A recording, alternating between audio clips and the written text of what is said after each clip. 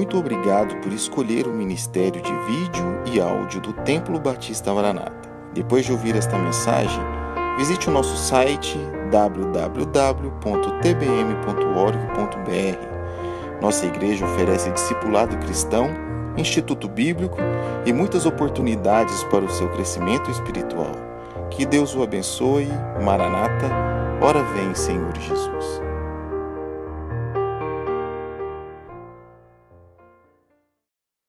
Atos capítulo 15. Mas nesta manhã eu quero pregar sobre para o que servem os nossos pastores. Você já se fez essa pergunta? Para o que servem os nossos pastores?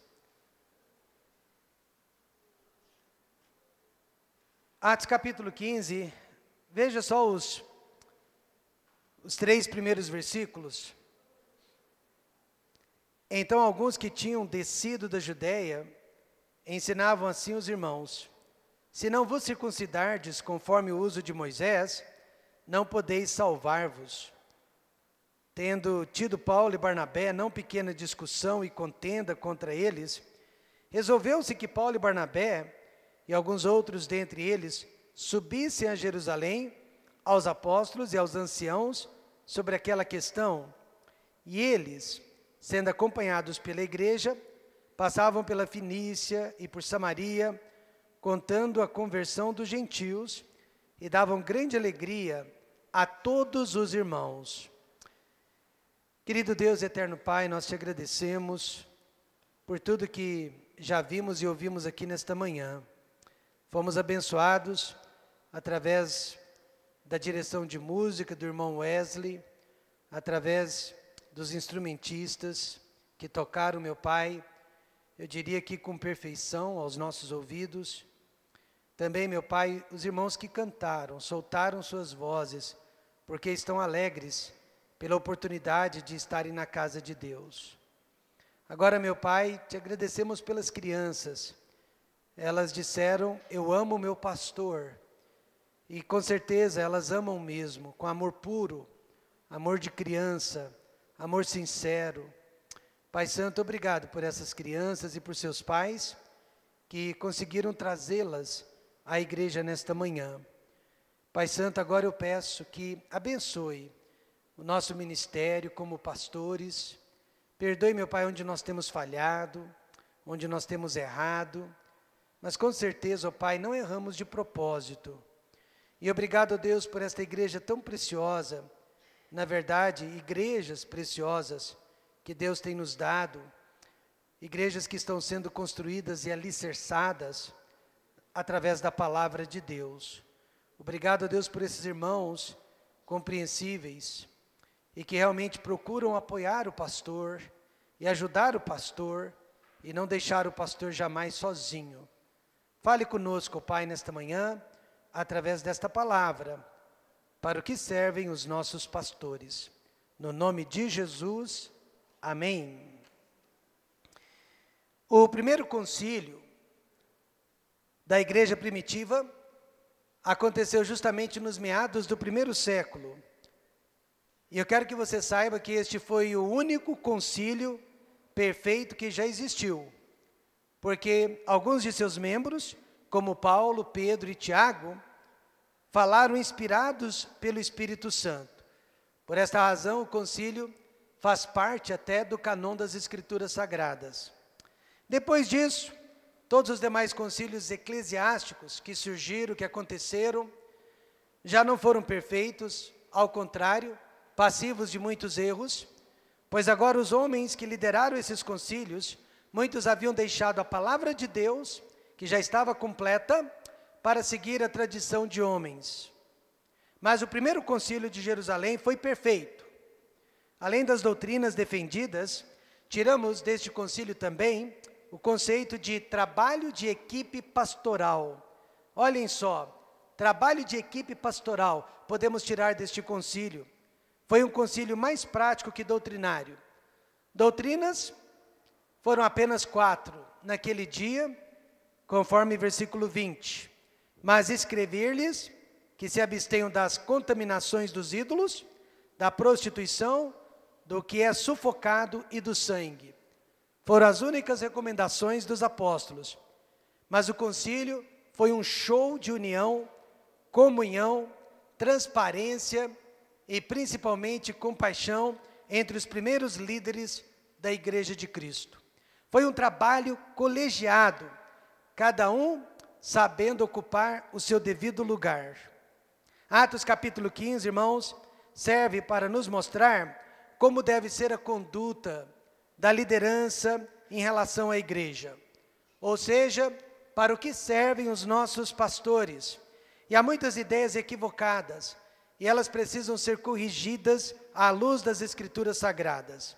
Principalmente nos dias de hoje, que o papel do pastor tem sido atacado, não só pelas pessoas de fora, mas muitas vezes também pelas pessoas de dentro. Eu quero que você saiba nesta manhã, pastores não são seres perfeitos, pastores podem ser desqualificados, mas o ofício pastoral é perfeito. O ofício pastoral é bíblico. E uma igreja que se chama de cristã não pode subsistir sem o ofício pastoral. Vamos ver em ordem de sequência 4 papéis essenciais dos pastores dentro da igreja. E só para efeito de participação, eu gostaria que você lesse comigo esses 4 papéis agora. Primeiro, todos juntos, combater os erros doutrinários. Segundo, motivar o evangelismo. Terceiro, praticar a graça de Deus e promover a união. Nós vamos ver em ordem de sequência que esses são os 4 papéis fundamentais dos pastores em relação à igreja. Em primeiro lugar, combater os erros doutrinários. Tudo começou no versículo 1, quando disseram: se não vos circuncidardes, conforme o uso de Moisés, não podeis salvar-vos. A falsa doutrina aqui era da salvação pelas obras. Seria necessário seguir os rituais da lei de Moisés para ser salvo. E quem estava ensinando essa falsa doutrina dentro da igreja? Exatamente aqueles que vieram do judaísmo. Apesar de crerem no Senhor Jesus Cristo, eles ainda criam fortemente nas suas crenças antigas. Isso acontece nos dias de hoje também. Todos nós trazemos para dentro da nossa igreja as nossas crenças antigas, as nossas tradições, as nossas ideias, e leva muito tempo até nos desfazermos delas. Católicos, espíritas, evangélicos de outras igrejas precisam de tempo para se verem livres e libertados dos ensinamentos de homens. E o único meio de libertação que existe é a compreensão cada vez melhor da palavra de Deus. Diácono por mais de 10 anos, este irmão veio parar na nossa igreja. E ele pensou, porque era diácono, seria aceito de pronto, se tornaria membro imediatamente. Mas ele ficou chateado quando descobriu que precisaria passar pelo discipulado de 8 aulas aos sábados. Mais chateado ainda ele ficou quando soube que teria que ser discipulado. E acabou sendo discipulado por um irmão que tinha menos tempo de vida em Cristo do que ele. Mas apesar da chateação, ele aceitou passar por todo o processo de membresia, ele aceitou passar por todos esses requerimentos. E finalmente, quando ele foi aceito como membro, ele disse para mim, para a diretoria da igreja, que realmente ele teria sido um problema para nós, se ele tivesse sido aceito de imediato, e se ele não tivesse passado por todo esse processo de membresia, para que conhecesse melhor a filosofia do Templo Batista Maranata. Mas pelo visto a primeira igreja cristã não praticava o discipulado para membresia, e muito menos, o discipulado 1 a 1. E assim muitos ex-judaizantes entraram na igreja e perturbaram a paz daquela igreja e de outras igrejas com falsas doutrinas. Porém, Paulo e Barnabé os combateram. Eles não ficaram calados. O verso 2 diz que eles tiveram não pequena discussão e contenda contra eles. E assim também, meus irmãos, há qualquer sinal de falsa doutrina. Os pastores não podem ficar calados e precisam cortar o mal pela raiz, pois uma igreja não funciona sem que todos sigam a mesma doutrina. Foi na quarta aula do discipulado cristão, quando tratamos sobre o batismo, que uma irmã, vindo de outra igreja, não quis aceitar que o batismo é por imersão, pois ela havia sido ensinada desde criança que o batismo é por aspersão. E mesmo depois de explicar várias e várias vezes para ela, porque nós praticamos o batismo apenas por imersão, ela não conseguia entender, pior ainda, ela não conseguia aceitar. Até que finalmente, eu mesmo, a ajudei a encontrar uma outra igreja com a qual ela poderia se identificar, porque se ela ficasse conosco, ela seria infeliz, e nós seríamos infelizes também. A palavra de Deus ensina, e nós acreditamos, porventura andarão dois juntos, se não estiverem de acordo? E a resposta é, não, é preciso acordo. Vejam no versículo 39, que até os dois grandes amigos, Paulo e Barnabé, também tiveram que se separar. Não por causa de doutrinas, eles praticavam a mesma doutrina, mas porque eles não compartilhavam mais a mesma filosofia de trabalho. E a Bíblia diz, e tal contenda houve entre eles, que se apartaram um do outro. Barnabé, levando consigo a Marcos, navegou para Chipre. Eu pessoalmente, irmãos, acho que o apóstolo Paulo estava errado aqui nesta questão, porque eu sou pacifista por natureza. Eu também, como Barnabé, teria perdoado a João Marcos e o teria levado comigo. Mas Paulo estava irredutível. Mas o que nós aprendemos aqui nesta lição é que não podemos trabalhar com pessoas que não têm a mesma posição doutrinária e filosófica que a nossa. Em outras palavras, nós precisamos de união, nós precisamos de comunhão, nós precisamos de participação. E hoje em dia, com a informação instantânea, internet, os televangelistas, precisamos ter muito cuidado e combater de pronto as falsas doutrinas. Mas os pastores não vivem apenas do combate doutrinário, eles precisam agir positivamente também.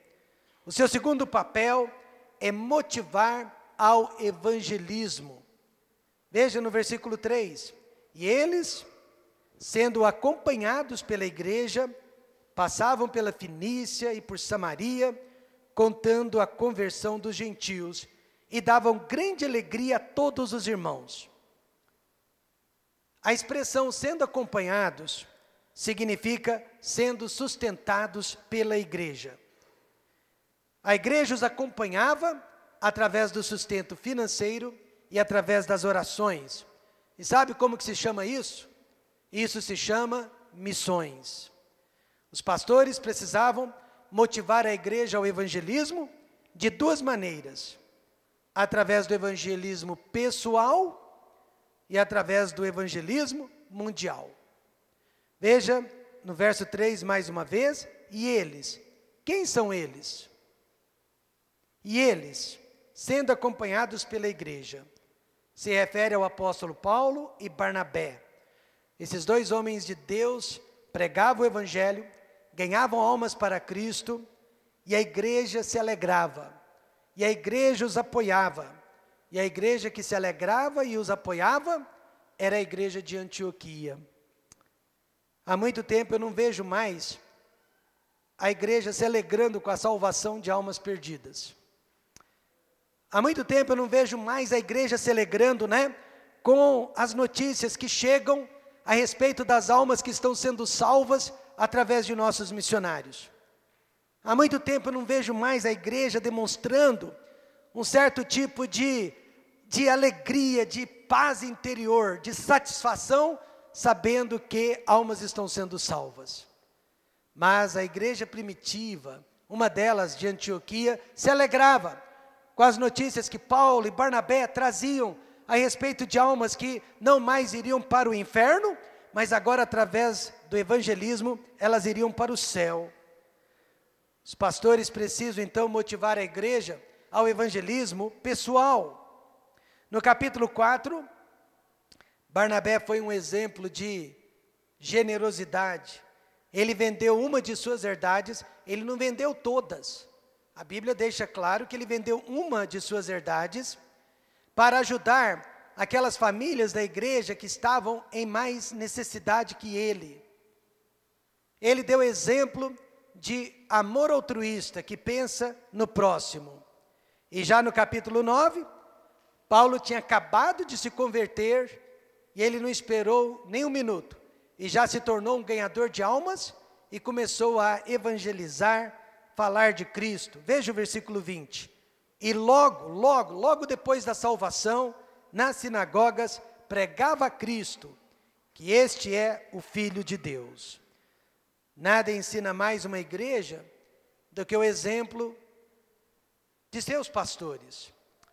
Nós não queremos aparecer perante os irmãos, nós só queremos motivar os irmãos. Quando eu tinha 13 anos de idade, durante uma viagem de ônibus entre Ribeirão Preto e São Paulo, nós fretamos um ônibus da Aviação São Bento. Eu vi o pastor Daniel Johnson, que era o pastor de jovens, pregando o evangelho para o motorista do ônibus, passo a passo, como que aquele motorista podia ser salvo. E aquela cena, para mim, foi mais forte. Aquela cena de evangelismo pessoal, para mim, foi mais forte do que todas as mensagens que eu ouvi o pastor Daniel pregando depois a respeito de evangelismo.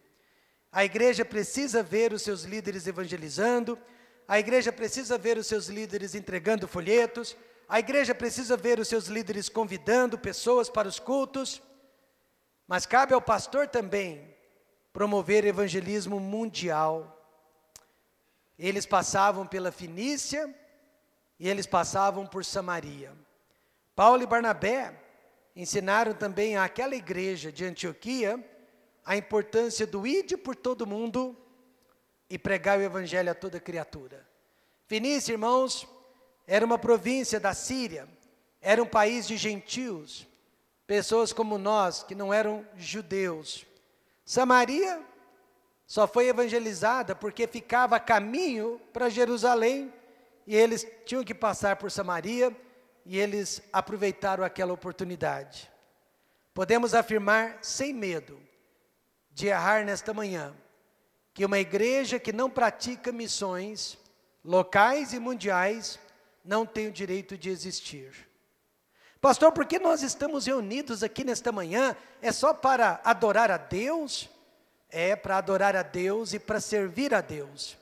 E o serviço a Deus se faz através de evangelismo. Em 1848, um missionário chamado João Guedes, traduzindo o nome dele para o português, ele era pastor bem-sucedido de uma igreja maravilhosa na cidade, numa das cidades do país do Canadá.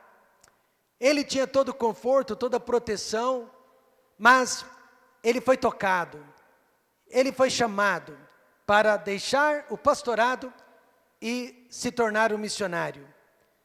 Ele tinha 2 filhinhos pequenos, pegou a esposa e os 2 filhinhos, e eles viajaram mais de 20 mil milhas, até chegarem numa das ilhas do Pacífico Sul, onde ele queria evangelizar os nativos e estabelecer igrejas. Acontece que os moradores daquela ilha eram canibais, eram pessoas perigosas. Alguns meses antes, mais de 20 marinheiros ingleses haviam chegado naquela ilha, foram recebidos a flechadas, morreram e foram comidos pelos canibais. E agora aquela família, de 4 pessoas, aterrissou naquela ilha. Eles foram ameaçados de serem mortos e comidos também. E eles viveram muitos anos com medo de que isso viesse a acontecer, mas aos poucos eles foram aprendendo a língua dos nativos, aos poucos eles foram traduzindo a Bíblia para a língua dos nativos, e aos poucos eles foram vendo convertidos.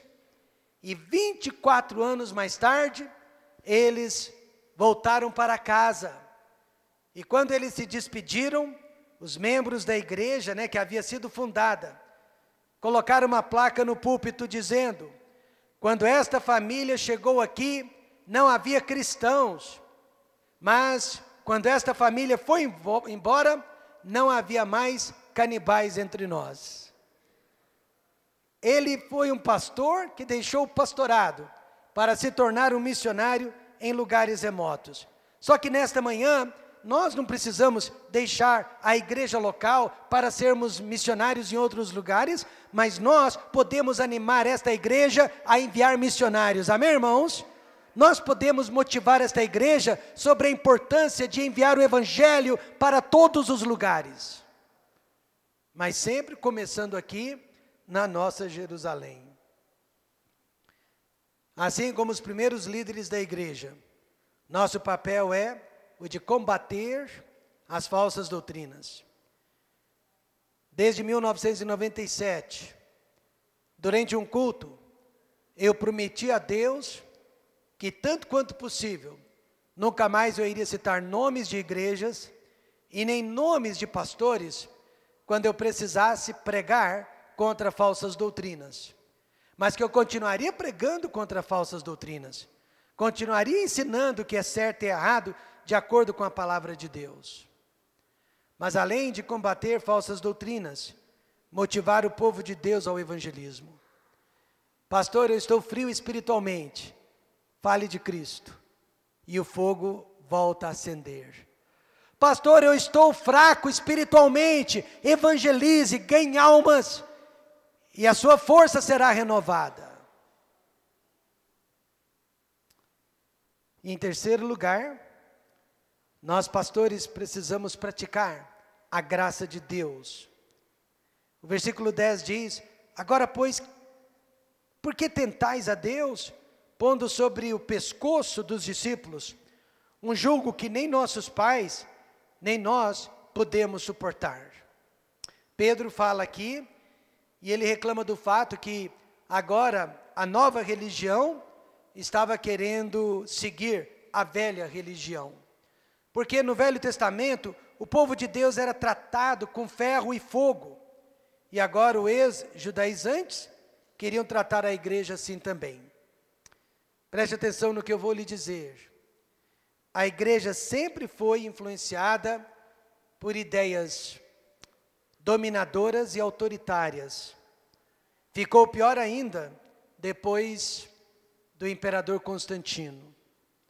Não se engane, na Idade Média, todos os papas e os pais da Reforma Protestante também foram homens autoritários. Mas isso não foi culpa da palavra de Deus.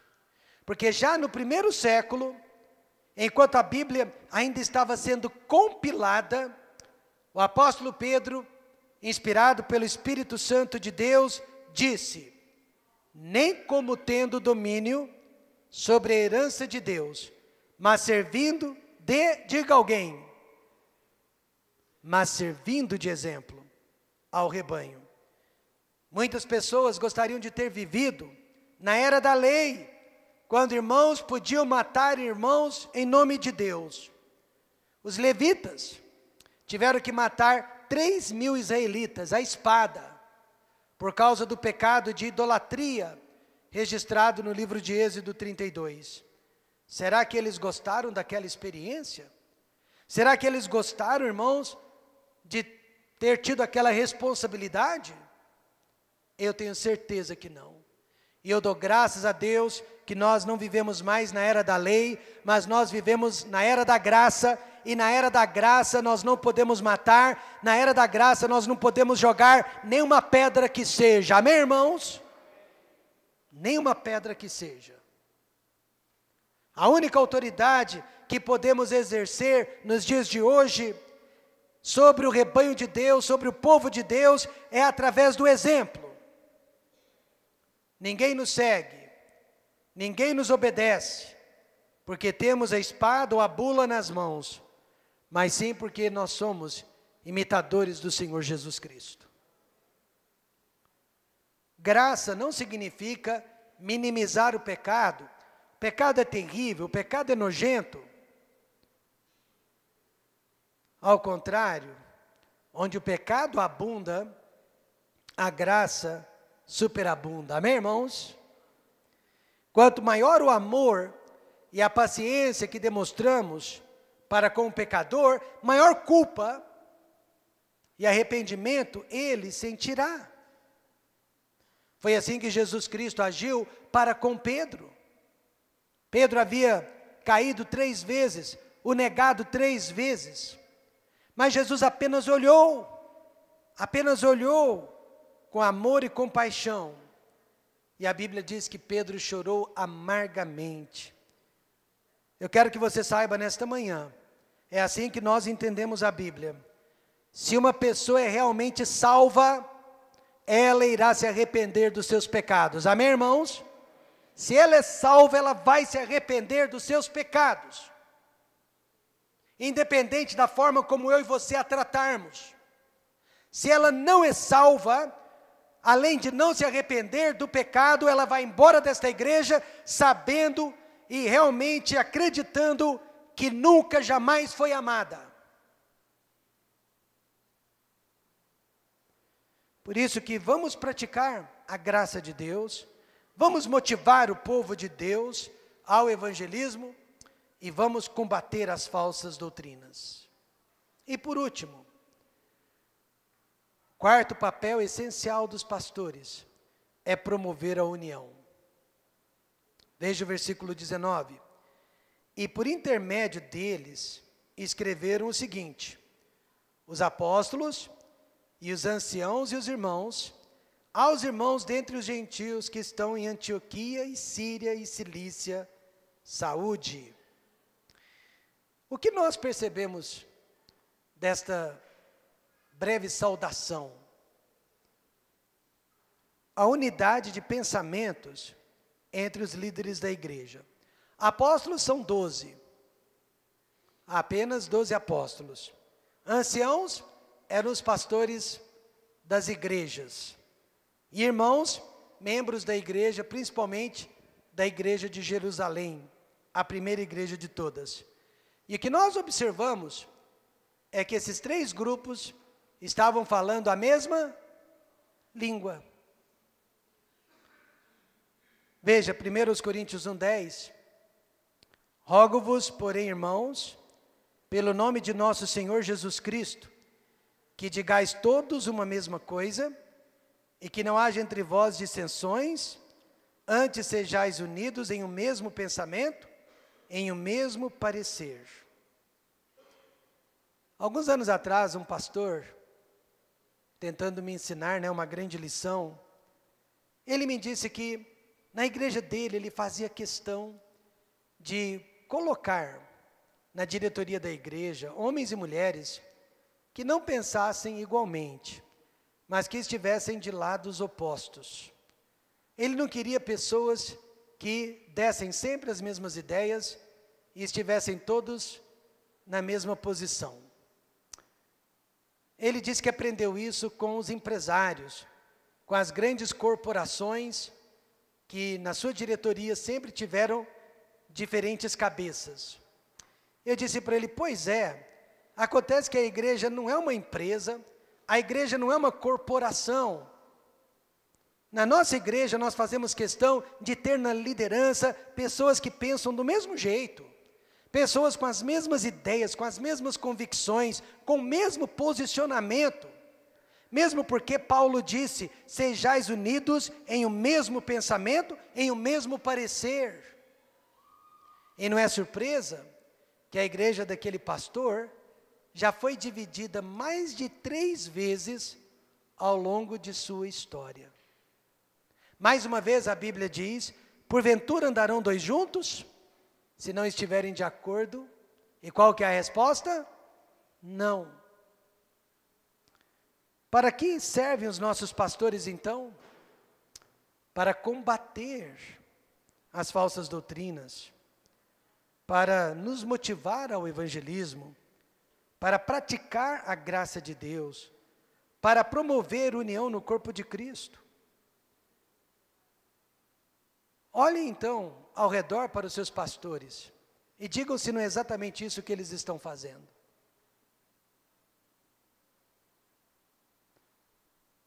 Olhem para os seus pastores e sejam sinceros, se não é exatamente isso que eles estão fazendo.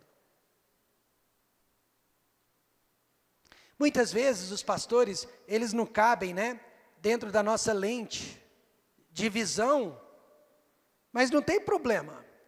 A pergunta é se eles estão dentro da lente de visão de Deus. Se eles estão realmente agindo de acordo com a palavra de Deus. E só assim eles deveriam ser julgados, e só assim eles deveriam ser analisados. Algo que nós já ensinamos aqui muitas vezes, e agora estamos ensinando também na nossa igreja filha, é a diferença de dons.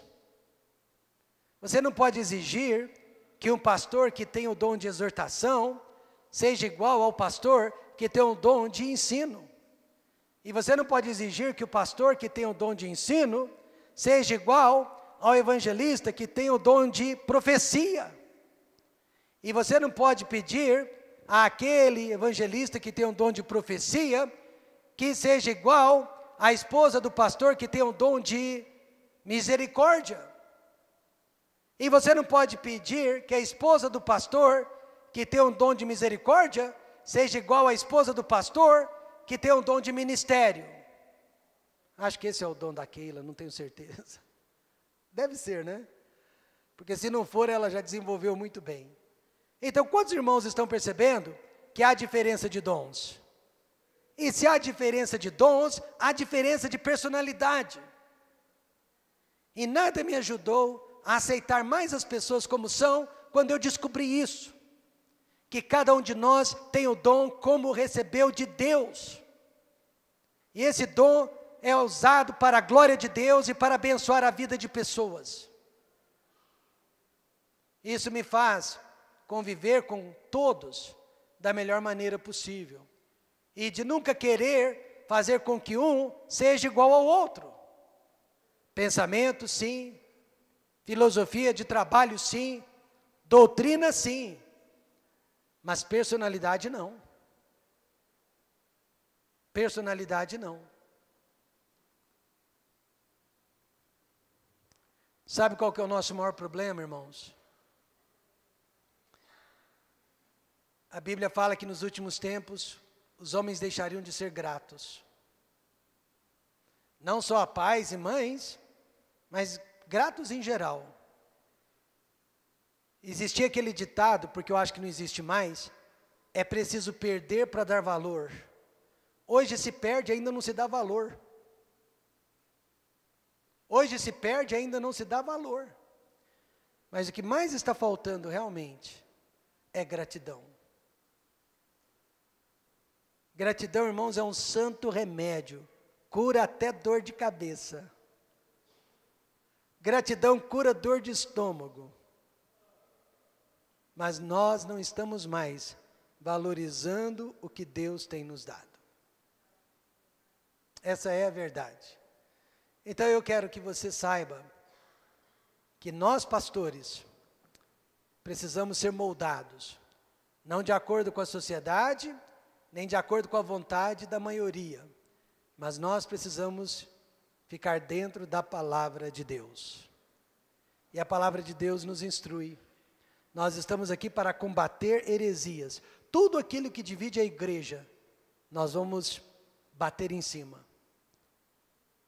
Nós estamos aqui para motivar ao evangelismo, ganhar almas. Nós estamos aqui realmente para praticar a graça. Jesus certa vez disse para 2 irmãos: quem me constituiu juiz sobre vocês? Eu sempre pensei que Jesus fosse o juiz, mas ainda não. Ainda não chegou a hora de julgar. E assim como Jesus, eu e você ainda não fomos chamados para julgar. Um dia iremos. A Bíblia diz que um dia nós da igreja iremos julgar até os anjos, mas ainda não é hora. Você e eu ainda não fomos chamados para julgar. Então nós vivemos na graça. Amém, irmãos? Nós jamais vamos minimizar pecado, concordar com o pecado. mas nunca vamos julgar e condenar. E, por último, nós estamos aqui realmente, irmãos, para abençoar os irmãos com a união. Na nossa região, que eu não vou citar qual, há muitos pastores brigados. Há muitos pastores que não se bicam. E para um deles eu perguntei recentemente: você prega sobre amor fraternal na sua igreja? Prego. Você prega sobre união na sua igreja? Prego. Mas como, se você não consegue viver em paz com seus amigos de ministério? Então nós precisamos ser o exemplo em todas essas áreas. Amém? Muito bem, vamos orar.